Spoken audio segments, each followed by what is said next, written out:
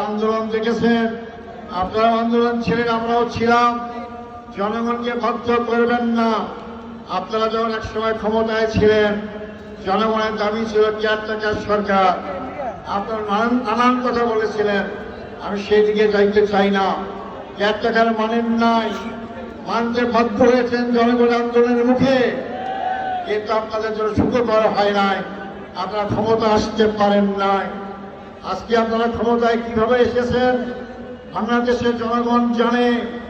আপনারা কি পরিমাণ আসনে আপনারা ভোটের রেজাল্টে কারচুপি করেছেন জনগণ ভালো করেই জানে।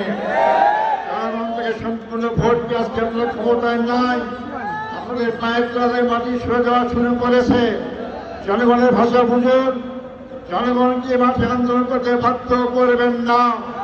এই জনগণ যদি আন্দোলন করতে মাঠে নামে, আমরা বলতে চাই